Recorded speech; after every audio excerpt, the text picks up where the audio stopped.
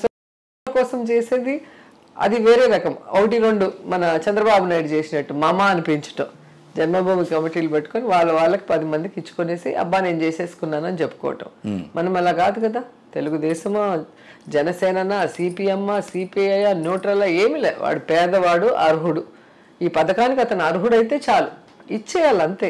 ఆ విధంగా జగన్మోహన్ రెడ్డి గారు ఓ సచివాలయ వ్యవస్థ, వాలంటరీ వ్యవస్థ సిస్టమాటిక్ గా తీసుకొచ్చి ముందుకు నడిపిస్తున్నారు. కానీ అదే వాలంటీర్ల వ్యవస్థ హ్యూమన్ ట్రాఫికింగ్ లో చాలా కీలక పాత్ర పోషిస్తోంది శక్తులు అంటూ పవన్ కళ్యాణ్ గారు నీచమైన ఒక ఆరోపణ. పవన్ కళ్యాణ్ అంటే పవన్ కళ్యాణ్ మెంటల్ స్టేటస్ ఎలా ఉందో దాన్ని బట్టి అర్థమవుతుంది. అంటే ఆడపిల్లల్ని వాడుకోవాలి, ఆడపిల్లల్ని ట్రాఫికింగ్ చేయాలి, లేదా ఆడపిల్ల అంటే ఒక ఆట వస్తువు అన్న మైండ్ సెట్ ఉన్న వ్యక్తి కాబట్టి అలాంటి మాటలు మాట్లాడుతున్నాడు. ఈరోజు ఒక వాలంటీర్ అనేవాళ్ళు పైనుంచి దిగి రాలేదు, వేరే రాష్ట్రం నుంచి ఇంపోర్ట్ అవ్వలేదు. ఆ వీధిలో ఏ 50 ఇళ్ళు అయితే ఉన్నాయో ఆ 50 ఇళ్లలో ఒకరు వాలంటీర్ ఉంటారు. మరి అక్కడ పుట్టి పెరిగిన అమ్మాయి ఎలా ఉమెన్ ట్రాఫికింగ్ చేస్తుంది? ఏ విధంగా మొగుడు పిల్లలకి గొడవలు పెడుతుంది? ఏ విధంగా అక్రమ సంబంధాలని ఎంకరేజ్ చేస్తుంది? చిన్న లాజిక్ ఆలోచించాలిగా. సో పవన్ కళ్యాణ్ అనే వ్యక్తి ఎంత ఫ్రస్ట్రేషన్లో ఉన్నాడు. సినిమాల్లో నేను పెద్ద పవర్ స్టార్ అనుకున్నా, కానీ ఇక్కడికి వస్తే పవర్ లేని స్టార్ అయిపోయాను అన్న బాధ ఇలాంటి మాటలు మాట్లాడిస్తుంది. ఇది గాలివాటు సమాచారం కాదు. కేంద్ర నిఘా సంస్థలు, కేంద్ర నిఘా వర్గాలు నాకు 1కి 10 సార్లు చెప్పాయి కాబట్టి నేను ఆరోపణ చేస్తున్నా అంటున్నారు పవన్ కళ్యాణ్. కేంద్ర నిఘా వర్గాలు ఇన్ఫర్మేషన్ ఇవ్వడానికి అతను వార్డు మెంబర్ కూడా కాదు. ప్రజలు చీత్కరించినారు, 2 చోట్ల ఓడించారు పవన్ కళ్యాణ్ ఎమ్మెల్యేగా. అది ఫస్ట్ ఆయన గుర్తుపెట్టుకోవాలి. ఒక కేంద్ర నిఘా వర్గం వచ్చి ఇన్ఫర్మేషన్ ఇవ్వాలి అంటే అది ఒక స్టేట్ గవర్నమెంట్కి ఇస్తుంది తప్ప ఇలాంటి ఎటు కాని వాళ్ళకి, పక్క రాష్ట్రాల్లో ఉంటూ ఇక్కడ వచ్చి రాజకీయాలు చేసే ఏమంటారు నాన్ లోకల్ పొలిటీషియన్స్కి ఎవరు ఇవ్వరు. ఒక గవర్నమెంట్కి ఇన్ఫర్మేషన్ కావాలి అని అడిగితే ఆ గవర్నమెంట్కి వస్తుంది, ఏదైనా ఇలాంటిది జరుగుతుందా చెక్ చేయండి అని చెప్పి. అంతేగాని పవన్ కళ్యాణ్కి ఎందుకు ఇస్తారు? అండ్ పవన్ కళ్యాణ్కి ఇచ్చేంత సమాచారం కేంద్రం దగ్గర ఉంటే కేంద్రం ఎందుకు గమ్మునుంటుంది? దీని మీద యాక్షన్ తీసుకోవాలిగా, తీసుకోవాలి కదా. మరి ఆయన చెప్పాడు కదా, జగన్మోహన్ రెడ్డి గారిని నేను అధిష్టానానికి చెప్పి ఆడిస్తాను అన్నాడు. మరి ఇంత నిఘా సంస్థ నీకు సమాచారం ఇచ్చినప్పుడు ఆ సమాచారం పెట్టుకొని ఆడించవచ్చు కదా, ఎందుకు ఆడించలేకపోయావు?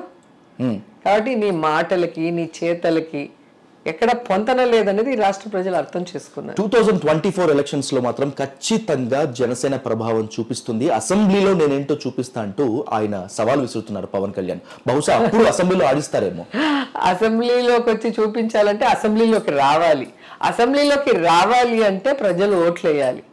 ముందు నువ్వు ఏ సింబల్తో నించుంటావో నీకే తెలీదు, నువ్వు ఎక్కడి నించుంటావో నీకే తెలీదు. మరి ఏ విధంగా వస్తావు? మననే చెప్పాడు కదా, సైకిల్ మీద కంటెస్ట్ చేస్తాం జనసేన అంతా కూడా అని చెప్పాడు కదా. మరి తెలుగుదేశం పార్టీ కండువా వేసుకొని వస్తాడా?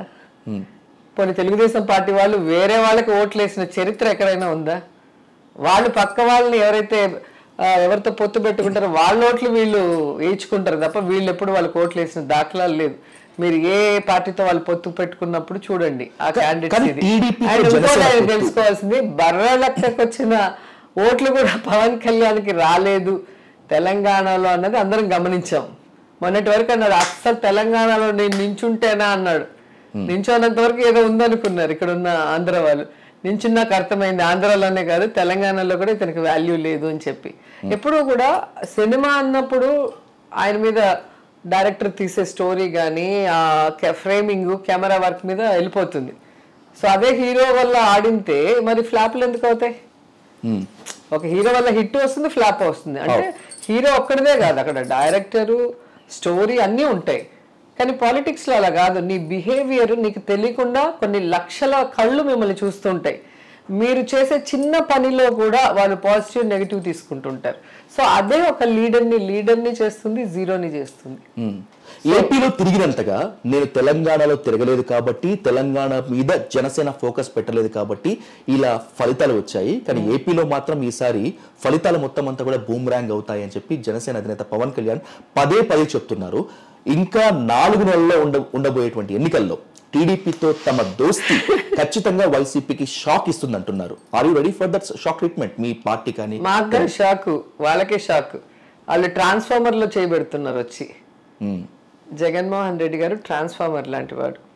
సక్రమంగా ఉంటే అందరికీ కూడా ప్రశాంతంగా కరెంట్ అందుతుంది. దాంట్లో వెళ్ళి ఏళ్ళు పెడితే ఏమవుతుంది? అదే పరిస్థితి తెలుగుదేశం పార్టీ జనసేనకి. ఎందుకంటే 14 సంవత్సరాలు ముఖ్యమంత్రిగా ఉన్న చంద్రబాబు నాయుడికి ఏ రోజు కూడా ఇలాంటి గొప్ప ఆలోచనలు రాలేదు. రాజశేఖర రెడ్డి గారికి కానీ జగన్మోహన్ రెడ్డి గారికి వచ్చిన గొప్ప ఆలోచనలు స్టేట్ డెవలప్మెంట్లో కానీ వెల్ఫేర్ తీసుకురావటంలో కానీ. అలాంటిది ఈరోజు నేను 14 ఏళ్ళు ఇది మీకు మంచి చేశాను, నాకు ఓటేయండి అని అడిగే పరిస్థితిలో చంద్రబాబు నాయుడు లేడు. ఇప్పటికీ కూడా నాకు ఇంకో అవకాశం ఇస్తే నేను అది చేస్తా ఇది చేస్తా అంటాడు. ఎన్నిసార్లు అవకాశం ఇస్తారు? ఇచ్చిన అవకాశాలు నువ్వేం చేసావు? రాష్ట్రాన్ని సర్వనాశనం చేసావు, ప్రజల్ని సర్వనాశనం చేసావు. ఆఖరికి నీకు ఓటేసిన కుప్పం ప్రజలకు కూడా నువ్వు వెల్ఫేర్ డెవలప్మెంట్ చేయలేదు. ఈరోజు జగన్మోహన్ రెడ్డి గారు చేస్తున్నారు. ప్రతిపక్ష నాయకుడు కాన్స్టిట్యున్సీ అయినా కూడా తన కాన్స్టిట్యున్సీకి చేసిన విధంగా చేస్తున్నాడు. మరి ఎందుకు చంద్రబాబు నాయుడుకి ఓటేయాలనుకుంటారు ప్రజలు? రెండోది పవన్ కళ్యాణ్. గతంలో PRP పార్టీ, ఇప్పుడు జనసేన. దాదాపుగా 15 సంవత్సరాలు రాజకీయాల్లో ఉన్నావు. మరి 15 సంవత్సరాలు రాజకీయాల్లో ఉండి ఏం చేసావు ప్రజల కోసం అని చెప్పు, లేదా ఏం చేయబోతున్నావు అని చెప్పు. గతంలో నువ్వు చెప్పిన వాళ్ళకు ఓటేస్తే నేను దగ్గరుండి అన్ని చేయిస్తాను అన్నాడుగా, ఇటు బీజేపీకి అటు తెలుగుదేశం పార్టీకి. ఏం చేయించావు? ప్రజల కష్టాలకి నువ్వేం సమాధానం చెప్తావు ఆ టైంలో అని చెప్పి అడుగుతారు. జనం కూడా అదే అడుగుతారు. జనం ఓటు వేసేటప్పుడు ఎవరి వల్ల మన కష్టాలు దూరం అవుతాయి, ఎవరి వల్ల మనం బాగుంటాం అనేది ఆలోచిస్తారు తప్ప ఏదో నా కులం ఓడి వేసేద్దాం అనుకుంటే మరి ఎందుకు నీ కులం ఉన్న చోట నువ్వు ఓడిపోయావు ఎమ్మెల్యేగా? నీ కులం ఉన్న చోట మీ బ్రదర్స్ ఎందుకు ఓడిపోయారు? ఇక్కడ కులం అనేది సినిమా చూస్తారు. ఆ కులాన్ని నువ్వు రోడ్డు మీద నిలబెట్టి ఆ కులానికి విలువ లేకుండా చేసినప్పుడు ఆ కులం నీ వెనక ఎందుకు ఉంటుంది? పొలిటీషియన్కి కులం ఉండకూడదు. అందరూ మన పిల్లలు. ఎలక్షన్ అప్పటి వరకే నీ గుర్తు వేరే, నా గుర్తు వేరే, నీ మేనిఫెస్టో వేరే, నా మేనిఫెస్టో, నీ సిద్ధాంతం వేరే, నా సిద్ధాంతం వేరే.